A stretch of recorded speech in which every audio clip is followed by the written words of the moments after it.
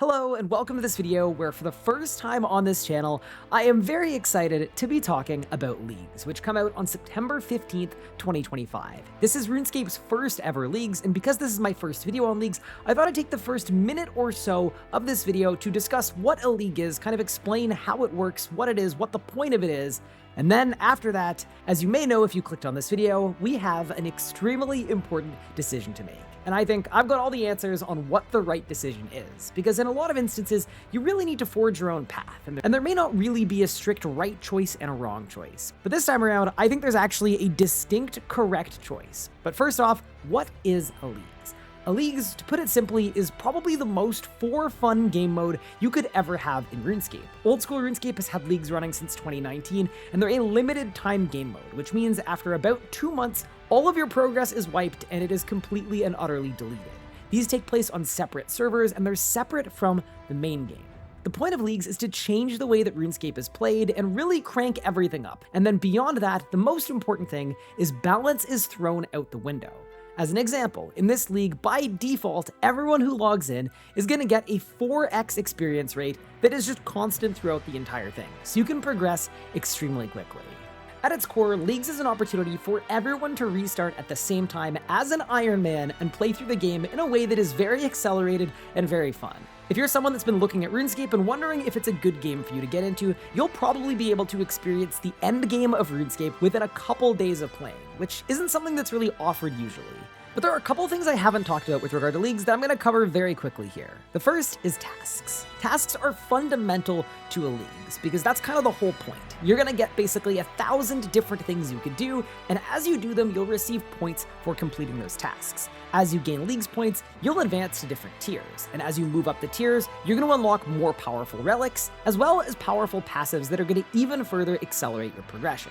Different tasks are worth different amounts of points, and as an example, something like mining a copper ore is going to be an easy task that's worth 10 points. But at the same time, if you're able to defeat Telos at 1,000% enrage in the league, I believe the master tasks are worth 400 points. So there's a lot of pathing and decision making that can be made as you weave your way through RuneScape and try to get as many points as you can as quickly as you can.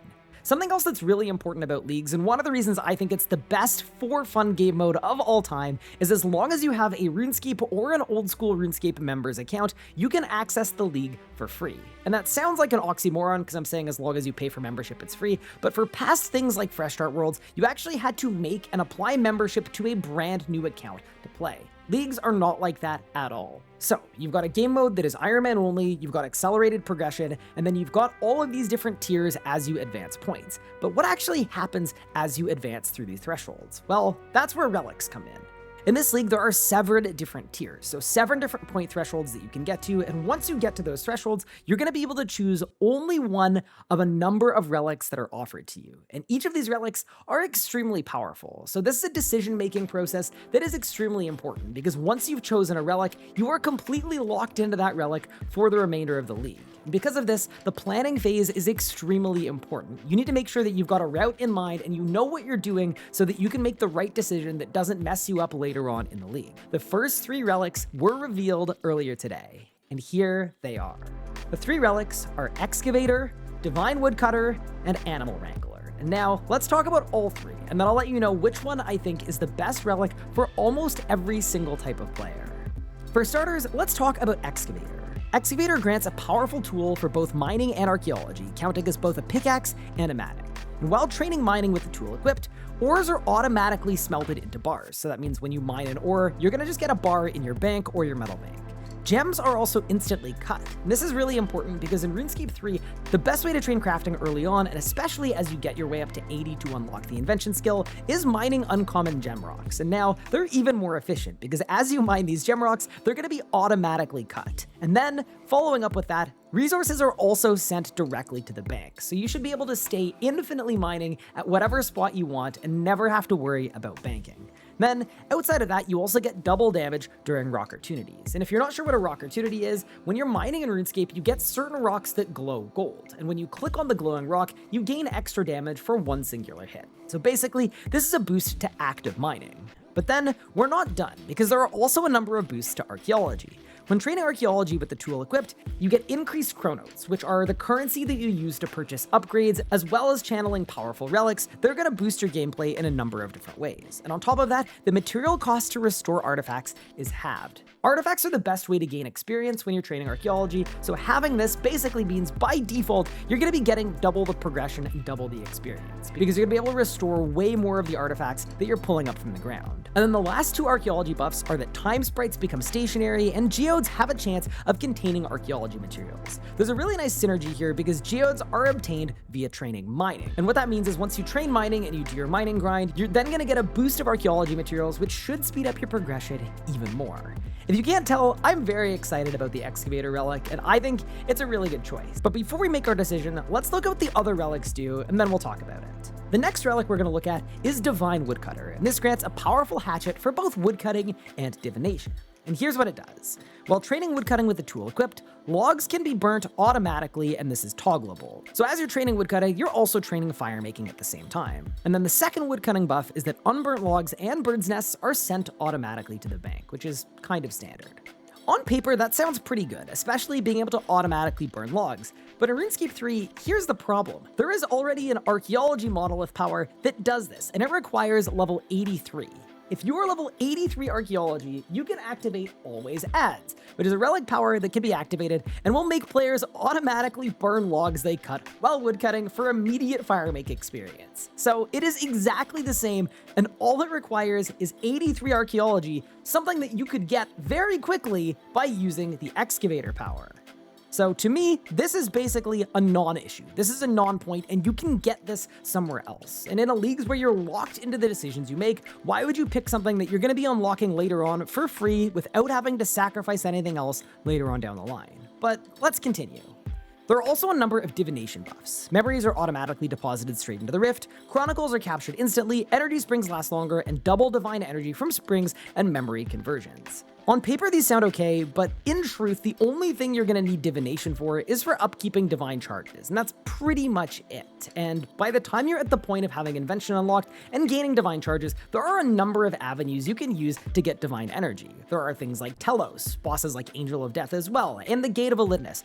But my main thing about this divine energy grind is it's really not that bad, and anyone who's an Iron Man player can tell you, you spend maybe an hour gathering divine charges for 15 plus hours of PVMing. So this isn't really that big of a deal, and it's not going to save you that much time to have these divination buffs. But I'm really not addressing the elephant in the room, which is that the best way to train divination in RuneScape is not to train divination at all. It's to play the caches minigame for 200 points every single day. That is quite literally how you get to 80, and for a lot of players, that's how you get all the way to 99 divination. You don't actually need to do any of this stuff to train the skill. And because of that, I don't think the Divine Woodcutter Relic is particularly good. In my opinion, it is a complete waste regardless of how you're playing, because everything that it's given, you can get in a different way that is basically just as good. And that's without mentioning something else, which is that once again, archaeology has us covered with the Divine Conversion Relic that you unlock at level 98. And what does the Divine Conversion Relic do? It allows you to convert your entire inventive memories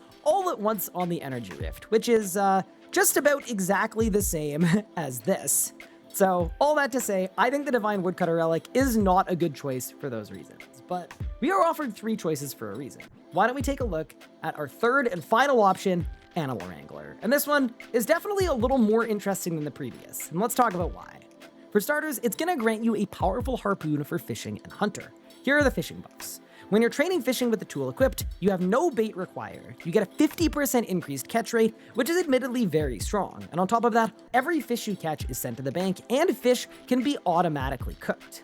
But once again, archaeology is coming in and stealing the show here because we already have the Bait and Switch Relic, which does the exact same thing at level 99 archaeology. What does it do? Well, it automatically cooks any fish you catch for 50% of the regular cooking XP. So because of that, when you're looking over at Animal Wrangler, we've got a bit of a problem. 50% increased catch rate is admittedly very good, Sending your catches to the bank is also pretty good. It's not a bad thing to have whatsoever, although in a lot of fishing situations where you're actually fishing food that you're going to be using for PVMing and for bossing and Slayer later, you're going to be pretty close to a bank anyway, because a lot of the fishing you're going to do takes place in the fishing guild, an area with a number of banks right next to you. And then this thing, fish can automatically be cooked, is completely a waste so long as you're training archaeology. But let's look at the hunter buffs. For the hunter buffs, traps never fail, all hunter loot is automatically banked, and you have double hunter loot.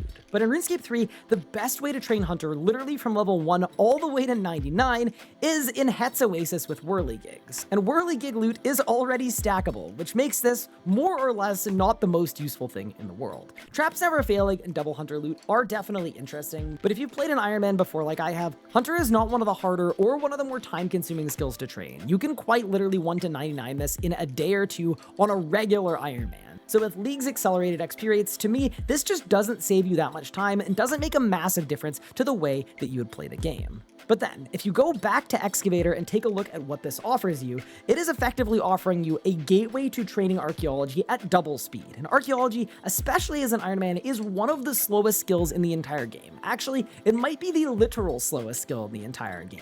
So not only are you going to save more time with Excavator than you would with any of the other relics, but on top of that, you're going to get archaeology powers that are going to basically mimic all of the early game relics. You're going to be able to automatically cook fish. You're going to be able to automatically convert heaps of divination energy. And on top of that, you're going to be able to auto burn logs if you want to do that, all through archaeology. So to me, Excavator is just the best option by a long shot. But there's one other thing that I didn't even talk about yet. One of the most important mid-game account goals when you're first starting out is unlocking the invention skill, which is an elite skill that requires 80 divination, 80 smithing, and 80 crafting. And if you have Excavator on, you're going to be completely set for 80 smithing and 80 crafting, as those are going to be happening basically automatically as you're training mining. And then, as we discussed earlier, 80 divination would normally be a slow skill, but you don't actually train it by training divination. You're going to do the caches D&D for a couple days, and that's how you're going to get 80 regardless. So this divination relic literally doesn't even help you with the road to invention, whereas you have a one-stop shop if you pick Excavator. It literally covers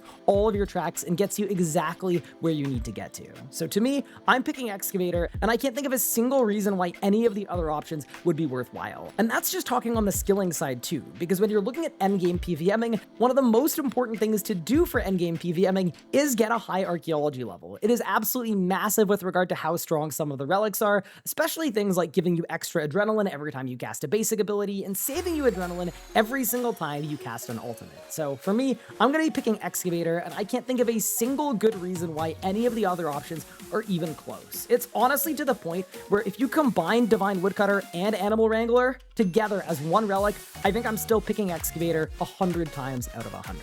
So with that said, that's my decision-making process on why I'm going to be choosing Excavator for my Tier 1 relic in the league. And I look forward to doing this again once Tier 2, 3, and so on and so forth come out. Outside of that, thank you all so much for watching this video. I really appreciate the support, and make sure to let me know why I'm wrong in the comments below.